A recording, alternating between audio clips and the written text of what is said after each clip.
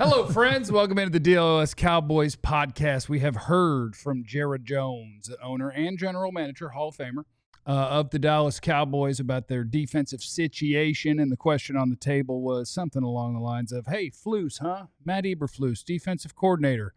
What you doing, man? Y'all going to roll with that, or are you going to change some stuff up? And the answer we get from Jerry Jones is that we're going to ride this thing out. We're going to ride this thing out. Does that make you feel any sort of way? Why? How, who, what, where, when, and why, and how? I've been around here long enough as a player and as an analyst to understand the thinking or brain processing of Jerry Jones. This is a man who, no matter what, this is the part that I sometimes encourage fans and people looking on the outside in to just put on your ownership hat, put on your presidential hat, to put on your GM hat. And for Jerry, he's just trying to sell. This is what he does. This is what he knows. If there's anything that we know that Jerry Jones does well, it's selling. That's why he's in the Hall of Fame for his contributions. He's in his GM myself. Yeah, no, not it. Okay. So when I hear him say that, he has to sell to the fan base that, one, this was the right move he made, and then two, just hold tight. This thing gets better.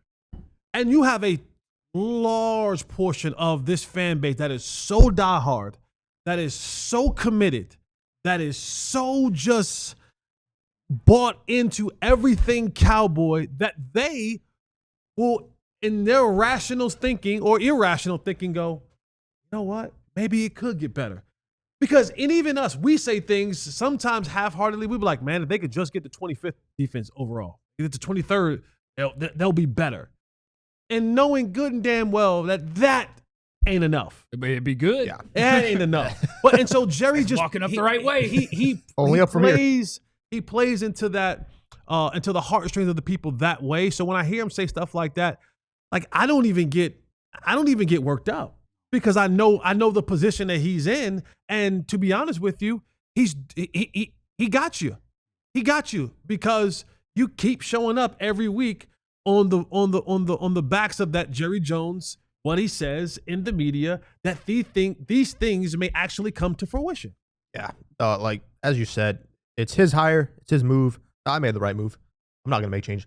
But if it was the opposite, like learn a thing or two that on the other side of the ball, like Shoddy, let's say, hired Clayton Adams. Oh, your coach who had connections, who this guy was pretty good, who wanted him over here. Like lean into the guys that they make these decisions for a living and get their intel on it and let those guys make the decisions. But he always, no matter what, when a change comes, he wants to be a part of it. And too many times in the past, it just hasn't worked out.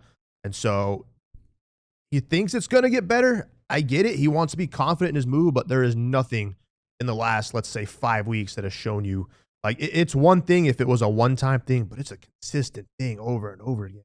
When are you going to make a change and admit you made a mistake? Yeah, and I think it's I'm going to give you a term to Google out there. What we have here is a sunk cost fallacy, I believe, happening. Okay?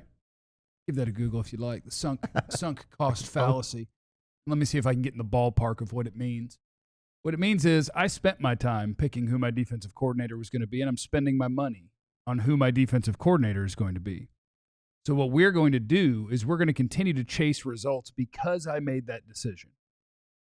Not review, do we think this was the best decision? Can we do better? What could I do today? But instead, I already hired a guy. So what we're going to do is tell you that's okay and that's good, and just be patient, and it'll work out. Sunk cost fallacy. Yes, sir. The phenomenon whereby a person is reluctant to abandon a strategy or course of action because they have invested heavily in it, even when it is clear that abandonment would be more beneficial. Sunk cost fallacy. I believe that's happening with Good things on the Eberflus. show. I believe it happened with, that was a Mozzie Smith thing for a while. Like, he's a first-round pick. Of course he'll be good. We invested in that. Hopefully Tyler Guyton can get on a good trajectory and it doesn't become true with him. But I think that's a very Cowboy thing, sunk cost fallacy. I've made a decision. I've invested in this, and therefore this person will play. This person will coach. We will not change this because I invested in it. And he uses that word a lot. He uses the word invested in when he's talking about players, like not how they're playing or whatever. He went out of his way to mention how much money Kenny Clark makes on the radio, or when you hear this yesterday. That they only pay a certain amount of it. Yeah, because he wanted you to know. No, yeah. I crushed it. Yeah. I crushed it. And then he wanted to let you know that Kenny Clark is one of the one or two highest graded defenders on the team. And I wanted to know, does he think that that's a good thing? I know. But no, I think that's where you are with the Cowboys defense. Is what is important to know is Brian Schottenheimer didn't hire this defensive coordinator. Jerry Jones did. Matt Eberflus did an interview, I think it's called the Doomsday Podcast, with Ed Werder and Matt Mosley. Not the bad Mosley. When he got hired, and it was like, what made Dallas a great fit for you? And his answer was, well, Jerry and Steven, I have a great relationship with them, and I know them.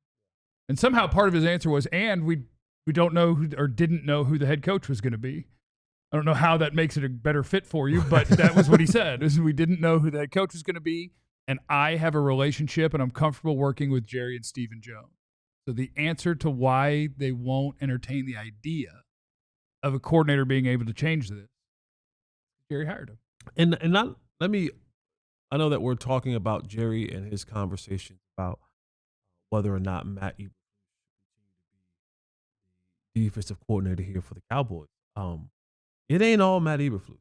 Oh no, you got problems with players. There's more to this. This is becoming a whole side of the ball problem. Yeah, like this is the entire unit from top to bottom. It's becoming an absolute issue. Carry that water for Eberflus. No. This is me, former player, making current players accountable. Okay, I like that. Like that part we can't just pass up. No. Like we talk about on our show, we break film down, we watch it, we have KBBUs, and we have 5 players. You cut on the tape, and I don't give a damn what scheme you play. I don't care what scheme you play. If the play is going right and your linebacker is going left, that ain't scheme. That's not scheme. No, I ain't scheme. If your defense, if your 280-pound defensive end is getting jacked up and drove back by a 245-pound tight end, ain't nothing to do with scheme. Not scheme. That ain't scheme. Your linebackers can't tackle. Not scheme. That's not scheme. When Kenny Clark is getting blocked and he's getting pushed way out the way, when Osa, instead of being in the hole he's supposed to be in, jumps 2 holes over, and then the running back goes right where he should have been, that's not scheme. That's players. That's guys not doing what they're assigned to do. If from the age-old time, if you're a defensive end, hey, listen, you got to keep outside containment, right? Don't let your outside arm get tied down. You get Fowler, you get got. Running play goes right where you should have been. Sam, where you going? So Sam Williams, same thing. So Sam, come back. We can as we should. We can put a lot of this on Jerry, on Matt Eberflus, but don't discount players need to go in this conversation as well. That's good. That's fine. That's fine. I'll carry it. Thanks for stopping by, everybody. We'll see you tomorrow. Remember, you got no idea what anybody's going through. Be cool to everybody. We love you. Be easy. Eliminate the contingencies.